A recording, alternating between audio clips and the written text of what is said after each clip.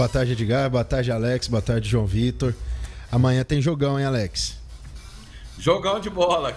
E jogo, vou dizer que embora seja clássico, é jogo dos aflitos, né? Porque Cruzeiro, eu falei isso ontem, Cruzeiro e Atlético Mineiro foram eliminados, né? Da Copa do Brasil. E o Corinthians jogando final de Champions League, o Grêmio jogando final de Libertadores, e Cruzeiro e Atlético pareciam que estavam apáticos em campo, acharam que já estavam com a classificação garantida, e o futebol não é nada disso, né, Daniel? Você tem que jogar bola. Pois é. E olha só, quem pode estar fora do clássico é o atacante Bruno Rodrigues. O Cruzeiro voltou aos treinos, né, horas depois de ser eliminado da Copa do Brasil, após a derrota por 1-0 em casa para o Grêmio. Já são 6 jogos que o time do Pepa não vence. Então eu já estou deixando de chamar ele de Pepa Guardiola, porque tá feia a coisa. E o time se concentra, né, nesse clássico contra o Atlético Mineiro amanhã, às 6h30, horário de Brasília. O jogo vai ser no Parque do Sabiá, em Uberlândia. E a principal preocupação é justamente sobre a condição de jogo do Bruno Rodrigues. O Bruno Rodrigues, o atacante, revelou estar com um edema, né, em uma das coxas, e que por isso ele não começou na escalação inicial contra o Grêmio. Pelo menos agora já justificaram o motivo dele no banco, né? Ele explicou também a situação após a partida lá no jogo. Ele falou, abre aspas, o que eu tive não foi lesão, é um edema na posterior da coxa. Conversei com o mister e ele preferiu me deixar no banco para descansar. Agora, Cruzeiro e Atlético, né? O Atlético poupou o Rubens, poupou o Dodô. Você poupar jogadores de alto nível no mata-mata é brincadeira, né? Não dá para aceitar, não. O Rodrigues participou do treino regenerativo, junto com os atletas que atuaram por mais de 45 minutos. O atacante vinha de uma sequência de 10 jogos consecutivos, atuando no tempo completo, e ele não garantiu presença na partida da manhã.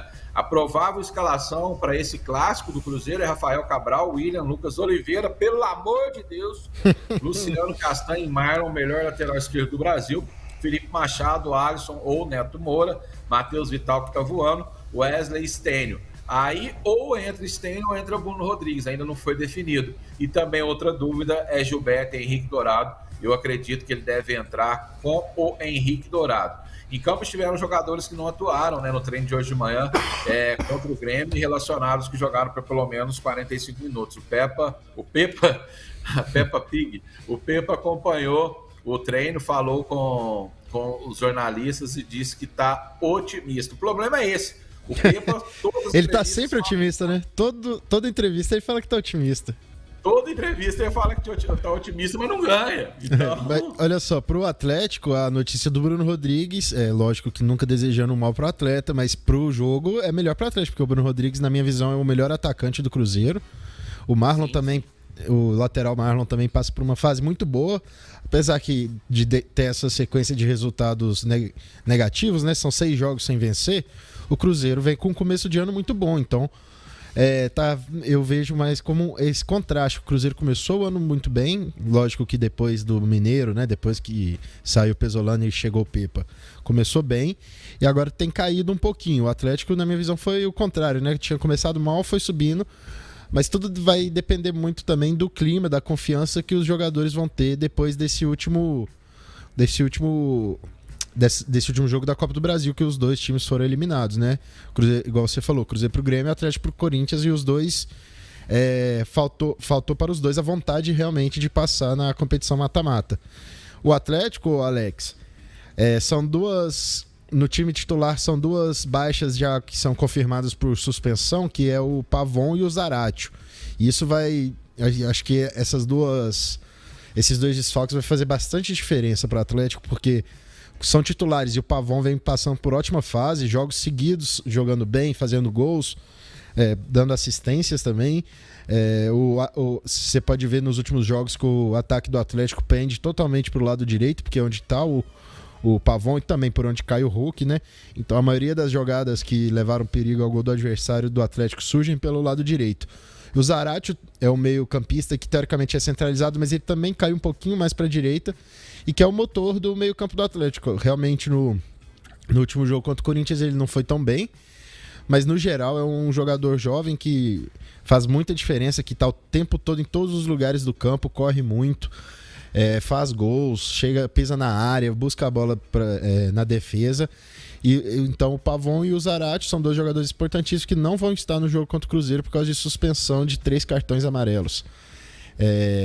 Pro lugar deles, eu chutaria que talvez o Edenilson no lugar do Zarate, pode ser que entre, na minha opinião, né? E no lugar do Pavon, aí tem uma dúvida, né? Ele pode jogar o Igor Gomes pro lado de lá. Aí depende muito de como que o Kudê deve estar esperando. Porque o jogador com a mesma característica do Pavon não tem no elenco do Atlético. O Pavon seria o único jogador com característica mais de ala, de ponta mesmo. Que ele joga na meia, né? Mas é com essa característica mais do atacante agudo. Só o Pavon que tem essa característica. Então, para substituir ele, provavelmente vai ser um jogador que tenha outras características. Mas eu acho que deve entrar com o Edenilson no lugar do Zarate e talvez o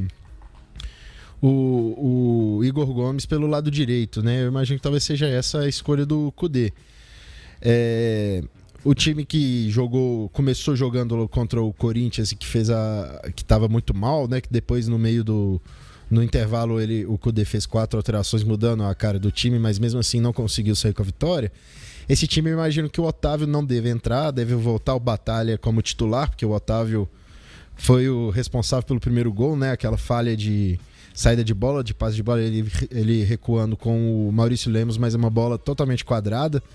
No ótimo campo da Arena Corinthians, né? Que é até uma coisa para se destacar, Alex, que a gente tem visto muito o Mineirão com um campo sofrido. Mineiros, né, cara? Exatamente. E o de Uberlândia, o Parque do Sabiá, pelo que eu tava lendo, também não tá em boas condições, não. Essa semana foram 2 jogos lá e o campo também não tá nas melhores condições. E a gente viu aquele. Pra mim, o time ideal do Galo contra o Cruzeiro seria o Matheus Mendes no gol, o Bruno Fux, o Natan e o Hever. O Otávio, o Edenilson, o Johan e o Isaac e o Cadu no ataque. Eu não duvido que ganhe do Cruzeiro, não, viu? Te falar que eu acho que tem grande chance do terceiro time aí, não é nem o reserva, né? O terceiro time ganhar do Cruzeiro. Também mas tirando as brincadeiras, eu acho que vai ser um jogo muito pegado, viu, Alex? Porque os dois times. É clássico, né? É clássico, o clássico, até quando o Cruzeiro estava na Série B, com o time destruído, o clássico ainda era pegado. O Galo venceu a maioria nessa época, né? Mas o clássico ainda era pegado. Então, não tenho dúvida que vai ser um jogo difícil. O Atlético ainda está com muitos pendurados. Daniel, né? Diga.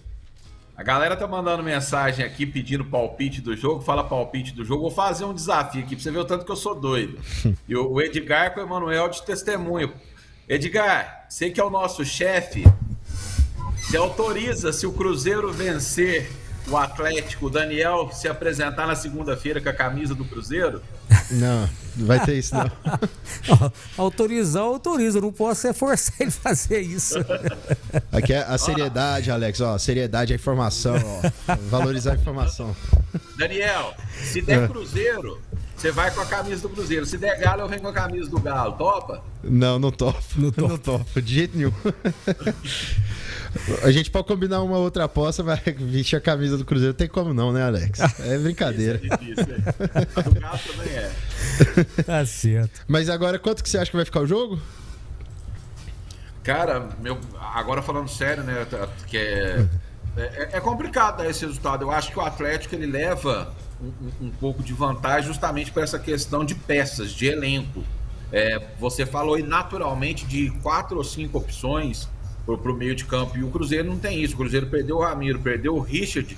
É difícil você encontrar uma peça de reposição ali no Cruzeiro. O Cruzeiro não tem esse jogador que vai fazer o que esses dois faziam. Tem o Nicão, mas que não está sendo aproveitado ali no ataque.